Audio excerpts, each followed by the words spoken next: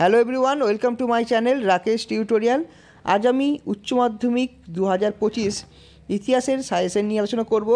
যাদের ইতিহাস বিষয়টি রয়েছে তাদের জন্য এই ভিডিওটি খুবই গুরুত্বপূর্ণ। তোমরা ভিডিওটি প্রথম থেকে শেষ পর্যন্ত দেখো এবং ভালো করে শোনো, বোঝো, ঠিক আছে? আশা করি তোমাদের বিন্দুমাত্র হলেও উপকারে লাগবে। তোমরা যারা চ্যানেলে নতুন তারা অতি অবশ্যই সাবস্ক্রাইব করো। যারা চ্যানেলটিকে আগে থেকে সাবস্ক্রাইব করেছো তাদেরকে অসংখ্য ধন্যবাদ। যদি কোনো অসুবিধা হয় তাহলে কমেন্ট করে জানাবে, আর যদি ভালো লেগে থাকে তাহলে অতি অবশ্যই লাইক করো আর বন্ধুদের মধ্যে প্রচুর পরিমাণে শেয়ার করো। এর আগের ভিডিওয় আমি তোমাদের এমসিকিউ নিয়ে আলোচনা করেছিলাম এবং এসিকিউ নিয়ে। দেখো, ভিডিও শুরু করার আগে তোমাদের একটা কথা বলি, বিভাগ ক ও বিভাগ খ রয়েছে, মোট 5টি প্রশ্ন করতে হবে। বিভাগ ক থেকে যদি 3টি প্রশ্ন করো তাহলে বিভাগ খ থেকে 2টি, অথবা বিভাগ ক থেকে যদি 2টি প্রশ্ন করো তাহলে বিভাগ খ থেকে 3টি প্রশ্ন, মানে হচ্ছে মোট 5খানা চ্যাপ্টার যদি তোমরা ভালো করে পড়ো তাহলে কিন্তু তোমরা সব প্রশ্নের উত্তর দিতে পারবে।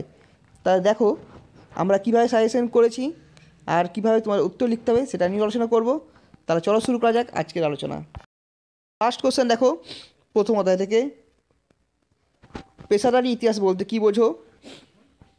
পেশাদারি ইতিহাসের বৈশিষ্ট্য লেখো। পেশাদারি ও অপেশাদারি ইতিহাসে পার্থক্য লেখো। মিথ বলতে কী বোঝো? মিথ ও কিংবদন্তি পার্থক্য লেখো। আধুনিক ইতিহাস লিখন পদ্ধতি আলোচনা করো।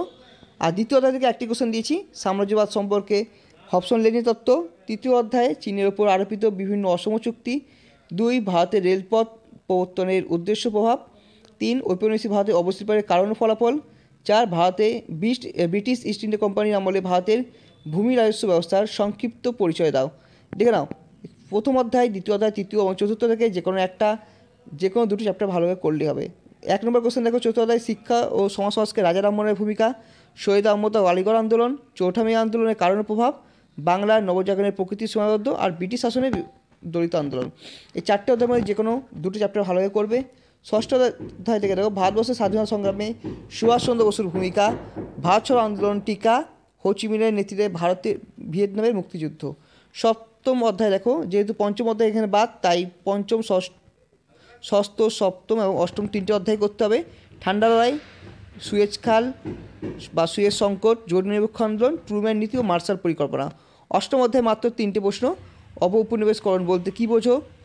এর সামাজিক ও অর্থনৈতিক তাৎপর্য লেখো। 2 স্বাধীন ভারতের প্রথম 3টি পঞ্চবার্ষিকী পরিকল্পনার লক্ষ্য গুরুত্ব লেখো। স্বাধীন বাংলাদেশের উত্থান আলোচনা করো। তাহলে এই ছিল আমাদের আলোচনা। দেখা হচ্ছে নেক্সট ভিডিওয়।